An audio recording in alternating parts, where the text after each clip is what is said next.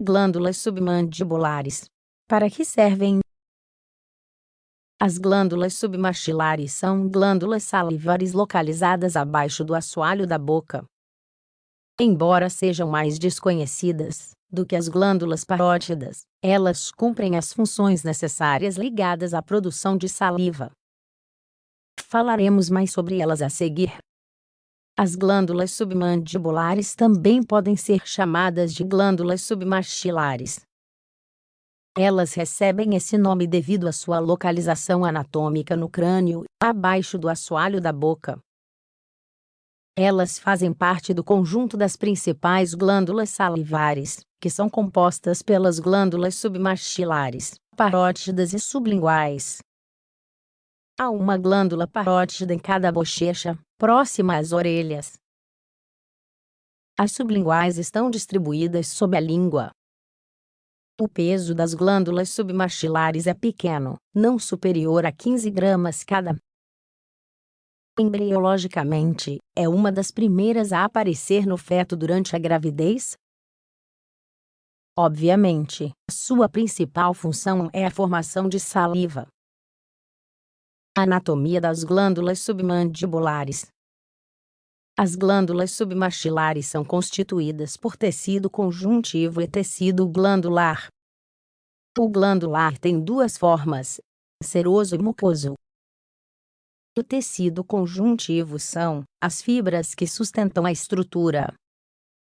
A partir da própria glândula, inicia-se um duto que tem a função de derramar saliva na cavidade oral. Ele é chamado de ducto submandibular de Wharton e tem cerca de 5 centímetros. A boca do ducto de Wharton é visível e palpável através da cavidade oral e pode ser encontrada em ambos os lados do freio lingual.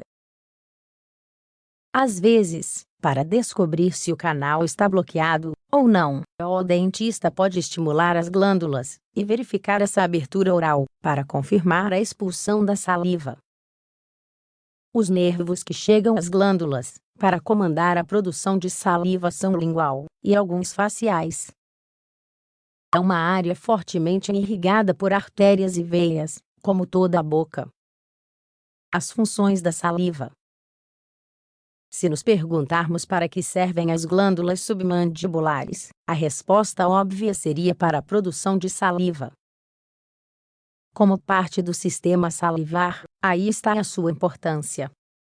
Juntamente com as glândulas parótidas e sublinguais, além das glândulas salivares menores, esses órgãos são responsáveis por suprir a boca com saliva. Se entendermos as funções da saliva no corpo, podemos entender a razão de ser das glândulas submandibulares. A saliva é um líquido incolor, cuja principal função é lubrificar a boca. Em um dia inteiro, podemos produzir até 1,5 litros dessa substância. Suas funções são: facilitar a deglutição. O alimento é mastigado e envolto em saliva antes de iniciar sua jornada para o restante do trato digestivo. O revestimento de saliva lubrificará essa passagem do bolo alimentar, facilitando a ingestão. Curar a mucosa. A saliva é um poderoso antisséptico e protetor.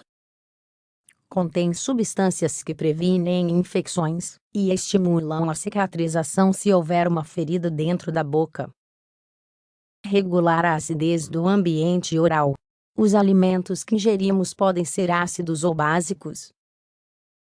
Se os valores de acidez dos alimentos forem extremos, é possível que o esmalte dentário seja danificado. Para combater esse problema, a saliva neutraliza as substâncias buscando um pH neutro. Degradar amidos. Na saliva, existe uma enzima chamada alfa-amilase. Essa enzima decompõe carboidratos grandes para torná-los menores e mais fáceis de entrar na corrente sanguínea. Quando a alfa-amilase atinge o estômago, é inativada pelo ácido clorídrico. Doenças das glândulas submandibulares. Como qualquer órgão do corpo, as glândulas submandibulares podem sofrer distúrbios e patologias. Embora sejam desconhecidas para muitos, os dentistas estão bem conscientes da sua existência e de seus problemas associados. O mais comum é que se formem cálculos, que obstruam o ducto de Wharton. Esses cálculos são tecnicamente chamados de celólitos. Se eles forem muito grandes e se encaixarem no caminho de saída da saliva, a glândula fica inflamada. Os celólitos são raros em crianças, mas podem aparecer esporadicamente. A maior prevalência ocorre em adultos até 50 anos de idade. As glândulas submandibulares também podem ficar infectadas. Tanto vírus quanto bactérias têm o potencial de invadir o tecido salivar, inflamar e obstruir o ducto de Wharton. Conclusão: as glândulas submandibulares são órgãos que fazem parte do conjunto das principais glândulas salivares, juntamente com as glândulas parótidas e sublinguais. Elas cumprem a função essencial de produzir a saliva que usamos diariamente. A saliva é essencial para a digestão dos alimentos, para proteger a mucosa oral e cuidar dos dentes. Quando há deficiência de saliva ou ausência da mesma, todos esses processos são alterados. Finalmente, não podemos nos esquecer de que as glândulas submandibulares podem ser infectadas e entupidas por cálculos. Se você tiver sintomas nessas regiões, é prudente consultar um dentista.